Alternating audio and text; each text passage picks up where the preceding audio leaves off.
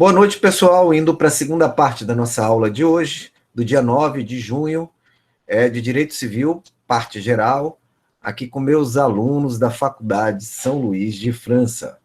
Então, na aula passada, nós concluímos o assunto dos negócios jurídicos, tratamos dos seus defeitos e da sua invalidade, e nessa aula nós vamos tratar da decadência e da prescrição especificamente. É importante ressaltar, né, que, basicamente, o decurso do tempo, o transcurso de um tempo, ele pode ter efeitos jurídicos, né? Efeitos jurídicos que extinguem direitos e efeitos jurídicos que fazem com que direitos sejam adquiridos.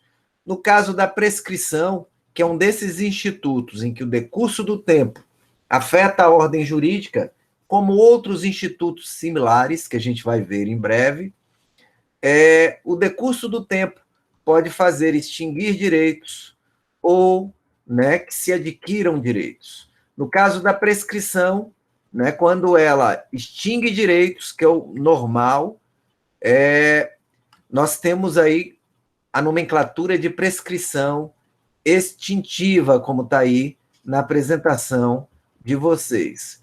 Quando eu estou tratando de uma prescrição que, basicamente, se permite a aquisição de direitos, eu tenho a conhecida prescrição aquisitiva. É interessante que a prescrição aquisitiva é o sinônimo de uma única hipótese de aquisição da propriedade móvel e imóvel. Que hipótese é essa que a gente já conversou no passado? Né? Falar em prescrição aquisitiva, que é uma nomenclatura bonita, né? Significa falar de quê, basicamente?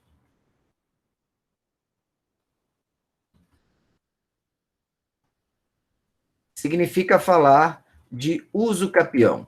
Né? Então, a uso capião, né, o artigo A aí, estabelecido pelo novo Código Civil, que é gênero feminino, a uso capião é uma espécie de prescrição em que, com o decurso do tempo, alguém adquire um direito. Nesse caso, vai ser uma forma de aquisição do direito de propriedade imóvel ou móvel, ok? Então, é isso aí que é basicamente o conceito da prescrição. E por isso que nós temos aí, como está na tela, na verdade, né, a prescrição aquisitiva e a prescrição extintiva. O objeto do nosso estudo hoje se dará mais em relação à segunda. A prescrição aquisitiva, que eu uso capião, é um assunto que vocês estudarão em direito das coisas, que é a parte de direitos reais do direito civil. No conceito de Pontes de Miranda, deixa eu colocar isso para cá.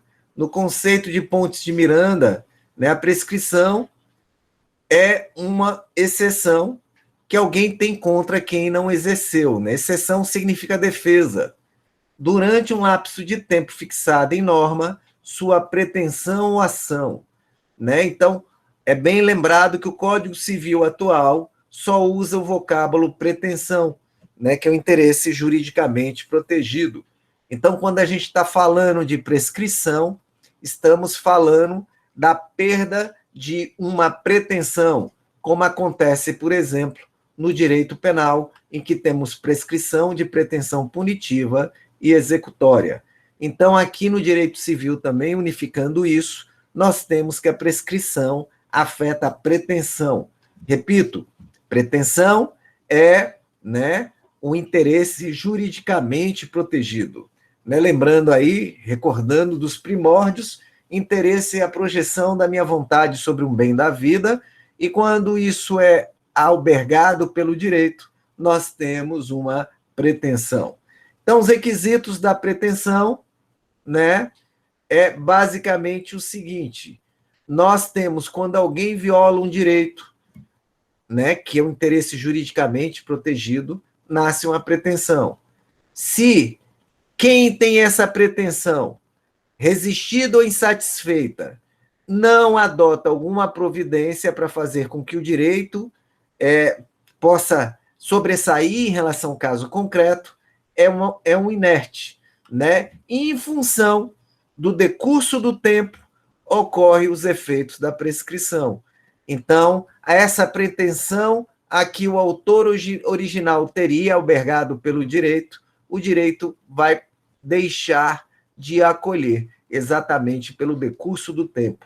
E essa pretensão, que esse interesse juridicamente protegido deixa de existir. Né? Então, obviamente, assim também como no penal, nós temos pretensões que são imprescritíveis. Né? Eu gosto muito de fazer o paralelo com o penal, porque eles são parecidos mesmo. Né?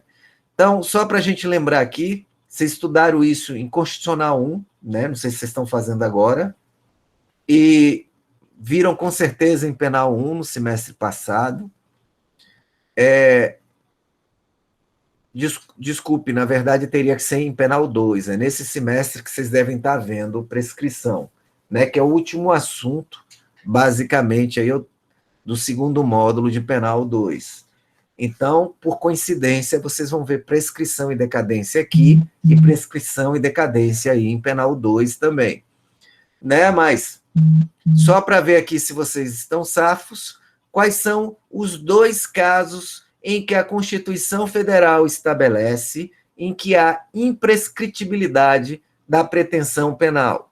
Alguém sabe aí, que está no artigo 5º? Isso é importantíssimo, não só para a prática, como para concursos.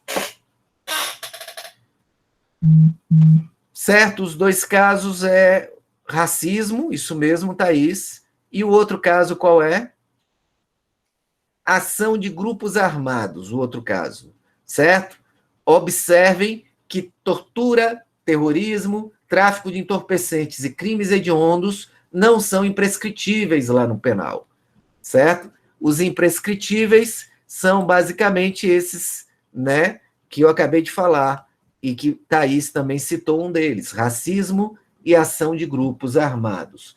Em civil, né, quais são as pretensões imprescritíveis? A abrangência maior. Primeiro, as que tratam de direitos de personalidade, que, como o nome diz, já é um direito fundamental e é um direito humano. As que se empreendem ao estado das pessoas, porque é um interesse de ordem pública. As pretensões em que o exercício é facultativo.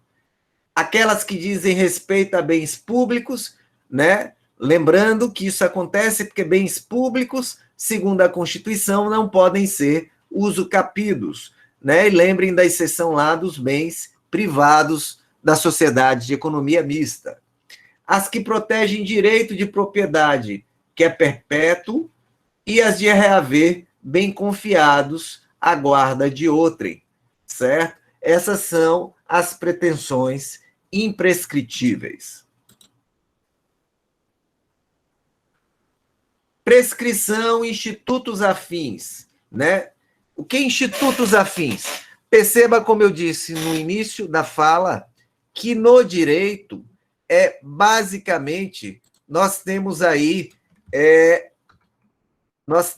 no direito que, basicamente, existem outros direitos em que, né, nós temos, como eu diria, a perda de algum tipo de direito em função do decurso do tempo. Na prescrição que se perde a pretensão. Mas nós temos similitude aí com a preclusão. Né? Preclusão é de ordem processual. Você perde uma faculdade processual, né, porque ela não foi exercida no momento oportuno. Então, lá no processo, nós, inclusive, temos não só preclusões que decorrem de transcurso de tempo, mas também as consumativas e outras mais que vocês vão estudar em processo. Também de ordem processual, nós temos a perempção, né, em que se perde o próprio direito de ação, por exemplo, no caso do processo civil, ao autor que deu causa a 3 arquivamentos sucessíveis ao processo, né? E, finalmente, e aí é onde é a maior confusão, a decadência.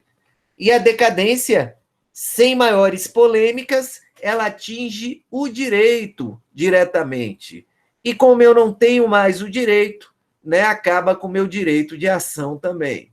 Então, enquanto a decadência atinge o direito, a pretensão atinge, desculpe, a prescrição atinge a pretensão, certo? E aí nós vamos direto para o conceito de decadência. Né? Decadência é a perda de um direito potestativo pela inércia do seu titular no período determinado em lei. O que é um direito potestativo? Que não depende da vontade de outrem. Né? Então, quando a gente apresentar aqui a classificação de Agnello Amorim Filho, mais à frente, né, vocês vão perceber que esse é um critério determinante para eu saber se se trata de uma prescrição ou uma decadência. Importante ressaltar que o Código de 16 não fazia muita distinção, né? E o Código de 2002 trouxe aí uma distinção mais segura, né?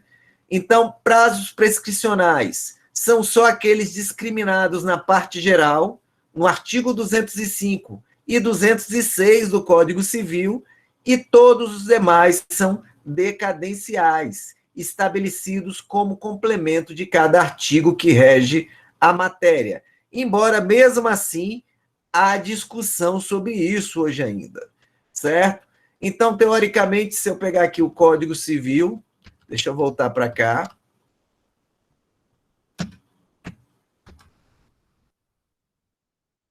Nós temos, a partir do 189 aí, né, a discussão da prescrição e da decadência, no título 5.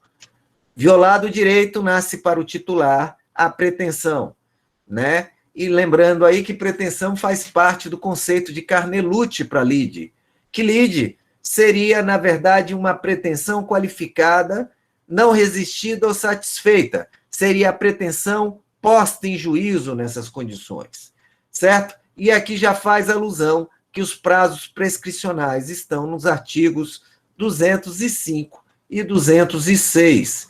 E se eu pulo direto para lá, desculpe, na verdade ele pulou demais, esse rapaz. Deixa eu voltar aqui para o 205. Deixa eu ir devagarinho mesmo, que é melhor. Né? Depois de tratar das causas que suspendem ou interrompem a prescrição, né, o Código Civil traz aí que a regra geral de prescrição do Código atual é de 10 anos, o do anterior era de 20. E o 206, né, traz as exceções à regra geral. O que prescreve em 1 ano, né, o que prescreve em 3 anos, em 2 anos, que eu não vou entrar nesse mérito, que prescreve em 5 anos, ok? Depois entra em decadência. É importante ressaltar, né, por isso que eu não estou entrando nesse mérito, que toda vez que eu for analisar se houve prescrição ou decadência em relação ao caso concreto, eu sou obrigado a voltar aqui e estudar de novo isso, né, e pesquisar a doutrina e a jurisprudência atual. Então, isso é a decadência, né, e a distinção entre ela. Mas, né, muito famoso isso, foi só aí que essa questão ficou mais tranquila, e foi antes do Código de 2002, essa classificação de Agnello Amorim Filho ela é muito famosa, e é chamada de critério científico para distinguir entre prescrição e decadência. Né? E, basicamente, ele toma ali a natureza das decisões do judiciário em relação, né, à prescrição e à decadência. E nós vamos ter que ações de natureza condenatória sempre vai ser caso de prescrição, porque uma condenação no processo civil, no processo trabalhista, né, que não seja no processo penal, ela sempre vai ter, né, o codão de condenar alguém a uma obrigação. Né? Então, essa obrigação ela é, na verdade, em função da violação de um interesse de outrem. E aí nós vamos ter obrigações de pagar, de dar coisa certa, de dar coisa incerta, etc. Como vocês verão mais à frente. E os direitos potestativos, né, que são aqueles em que não há pretensão ou prestação, eles são considerados de natureza constitutiva ou desconstitutiva. a sentença que os reconhece ou os extingue. Então, nesse caso, nós temos aí prazos fixados em lei, e esses prazos são decadenciais, certo? Como é o caso aí da ação de separação judicial, que é imprescritível, né? Então, decadência pode ser imprescritível também. E temos também ações de natureza declaratória, que são imprescritíveis. Então, de regra, sentenças de natureza condenatória são prescritíveis e sentenças de natureza constitutiva ou desconstitutiva são decadenciais. E as de natureza declaratória, elas acabam tendo uma natureza de imprescritibilidade, porque é só o reconhecimento de uma situação estabelecida pelo próprio direito. Disposições legais sobre a decadência. A decadência, na verdade, como ela decorre da lei, como regra, o juiz deve conhecê-la de ofício. Né? A decadência pode ser estabelecida também pelas partes. Né? E aí, a parte é quem aproveita a decadência, é que vai ter que arguir. É uma espécie de decadência que não pode ser reconhecida de ofício. Não se aplicam a decadência, né, a situações que vão impedir, suspender, que é parar, interromper, que é zerar, o prazo de prescrição, salvo se houver uma disposição, né, legal ou convencional em contrário. Aplica-se a decadência o disposto no artigo 195 e 198. 195, que nós vamos ter aqui, né, voltando um pouco. Deixa eu voltar mais rápido. Né? Os relativamente incapazes e a pessoas jurídicas têm ação contra seus assistentes, representantes legais que deram causa à prescrição e não alegaram oportunamente. Então, isso também se aplica à decadência, né? Se alguém que foi representado aí foi prejudicado pelo representante. E é nula a renúncia à decadência fixada legalmente. Isso está no artigo 209 do Código Civil. Né? Vamos lá para checar.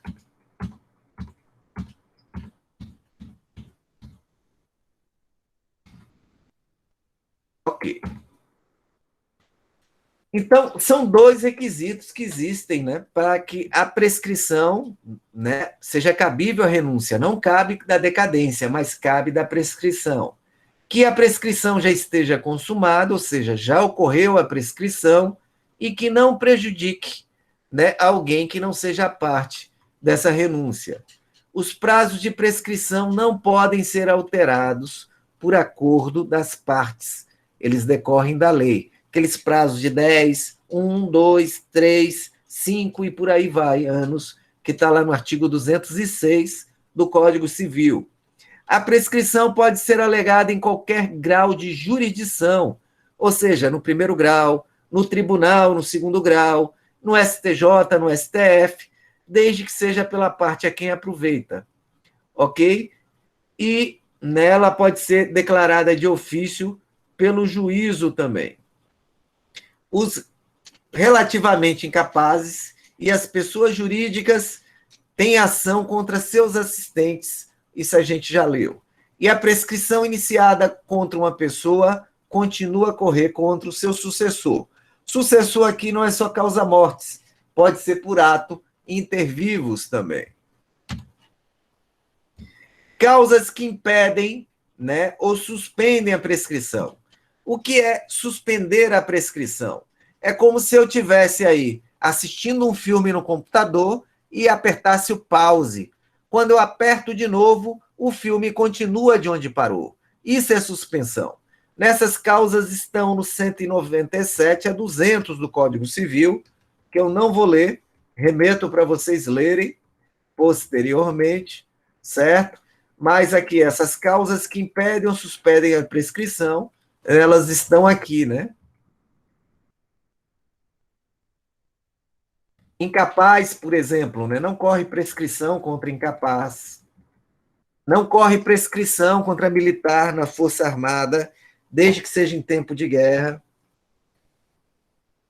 Né? E aí vai outras causas. E, finalmente, né, causas que interrompem a prescrição estão no artigo 202 do Código Civil. Está aí o título, ó. Interromper, como eu disse, né, é se você estiver nesse mesmo filme, em vez de apertar o pause, você aperta o stop. Quando eu der o play, o filme começa de onde? Do início. Né? Interrupção sempre vai fazer o prazo voltar ao início. Essa lógica vale para todo o direito, menos para trabalho, que tem uma lógica invertida, né? A doidice de direito do trabalho, que é bonzinho, mas tem umas lógicas invertidas. Então, as causas de interrupção de prescrição estão aí, certo? E que ela pode ser interrompida por qualquer interessado. E com isso, pessoal, nós concluímos o conteúdo previsto para a disciplina Direito Civil 1. Dúvidas? Deixa eu abrir aqui a câmera, né? Deixa eu parar a apresentação. Deixa eu tirar isso aqui, voltar para a minha tela. Ok, certo? E esse conteúdo ele vai estar gravado para vocês aí, essas últimas aulas, repetindo, né? Vocês podem usar, eu estou colocando agora, no final da aula, esses slides à disposição de vocês aí no Google Classroom, né? Então, tanto os slides quanto as aulas gravadas estão à disposição, certo? Mas eu recomendo que vocês peguem os slides e estudem por uma doutrina de direito civil, certo? Repetindo, né, a gente já citou para vocês, é só seguir esses esquemas aí. É um assunto que no Código Civil de 2002 está bem, digamos assim, didaticamente apresentado, não existem grandes polêmicas, né, e é um assunto que vocês vão usar durante toda a carreira jurídica de vocês. Né? Eu sei que nessas últimas aulas eu me aproveitei aí de vocês ficarem caladinhos e dei uma acelerada, né? Mas não deixei de responder dúvida nenhuma de vocês. Mas, de qualquer forma, nós conseguimos aí essa tarefa árdua de concluir o assunto todo, né, numa aula online, que ela exige muito mais, não só do professor, mas exige muito de vocês também. Então, a gente vinha caminhando devagarinho, mastigando, né? Então, aí, quando vocês deixaram online aí e não interromperam, eu liguei o modo turbo, como disse o Jaime aí, certo? Mas, de qualquer forma, tudo está disponível para vocês. Está disponível os slides, está disponível, né, essas apresentações que eu já vou colocar hoje o link para vocês. E qualquer dúvida que vocês tenham, até segunda-feira eu estou respondendo, certo? Aí na terça a gente aplica a nossa provinha, né, com 8 questões objetivas, sem muito estresse no horário da aula, ok? Dúvidas, pessoal?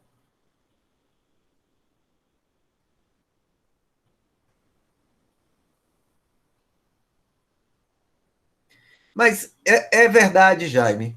É, é, por exemplo, né, hoje eu gosto muito de penal e de ambiental, mas eu não aprendi penal na UFES, nem aprendi, nem tive ambiental na UFES.